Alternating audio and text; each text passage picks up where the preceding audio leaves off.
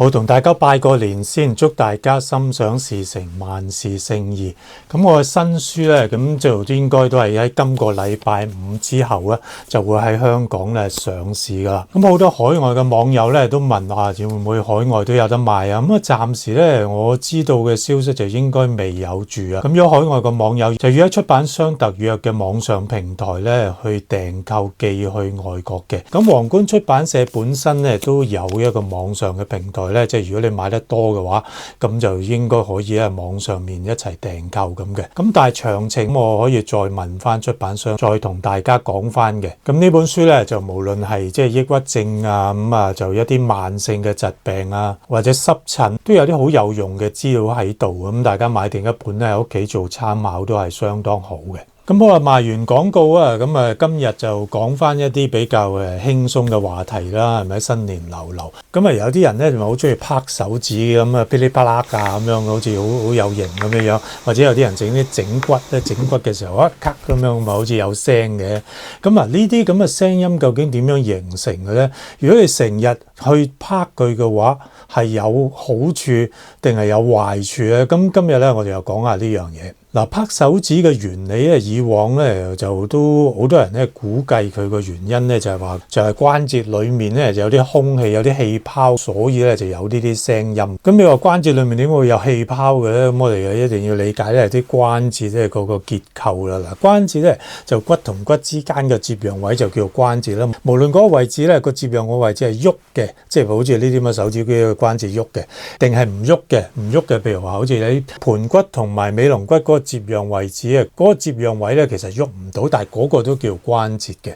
咁總之就係骨同骨之間接壤嘅地方就叫關節啦。喺好多時喐動嘅關節咧，就即係除咗話個骨同骨之間接壤咧，咁其實咧佢有個膜咧就包住嗰個關節嗰個位啊。個膜咧就會分泌啲水出嚟咧，即係話有一泡水咁嘅嘢，咁就浸住個關節咁樣嘅喎。當你去拍嗰啲關節嘅時候，譬如手指呢啲關節咁計啊，一般狀況底下骨同骨之間咧就貼住咁樣，咁當然又唔係話骨磨骨，骨同骨之間其實係有啲軟骨喺度，有層軟骨咧就等佢唔好咁容易磨損到嘅。當你拍手指或者拍其他關節嘅時候，其實咧就係將呢個黏住嗰個接觸嘅位置咧就拉開。咁你將佢拉開嘅時候咧，個裡面嘅壓力咧就會減低，個壓力減低，溶咗喺嗰啲關節裡面液體嘅氣體就會變翻啲氣體，就變咗形成一個波波咁樣，一個個氣泡咁啊。咁啊情況好似乜嘢咧？嗱，我表演俾大家睇嗱，咁其實咧就即係個原理差唔多，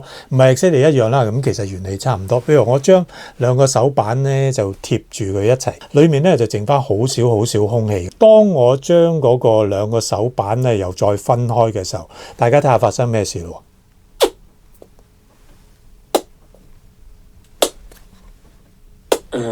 大家聽唔聽到啊？有啲聲音出現係嘛？即係話當我將我嗰個手板咧就再拉翻開嘅時候咧，裡面咧本身其實咧已經剩翻好少空氣啦。咁當我手拉開嘅時候，本身個空間好細，咁啊就突然之間個空間大，咁但係裡面嗰啲空氣粒子都係咁少嘅啫喎，咁變咗個壓力咧就會減低，形成一個咁嘅聲音啊！你拍關節嘅時候發出聲音嘅原理其實都差唔多，不過個關節裡面有一泡液體喺度啊，關節個接壤位拉開，個壓力減低嘅時候，關節液裡面溶解咗嗰啲氣體，就會變翻氣體咧，就變成一個 bubble 啊！咁嗰下咧就會有個聲音出現啦。嗱，佢有個名嘅叫做 triple nucleation 啊，咁大家都唔使理個名啦。咁總之個原理就係咁樣啊。咁呢樣嘢喺其他關節都係差唔多咁嘅原理嘅。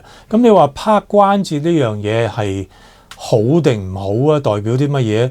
其實都冇代表啲乜嘢，咁暫時嚟講咧，又睇唔出呢樣嘢有咩特別好處壞處咯，即係一個現象啦。咁有啲人就擔心我哋成日拍會唔會傷骨頭啊？咁暫時又冇好清楚證據咧，證明啲人拍嘅時候就會容易退化啲啊，容易風濕啲啊，老咗容易痛啲。咁又睇唔出呢樣嘢啊。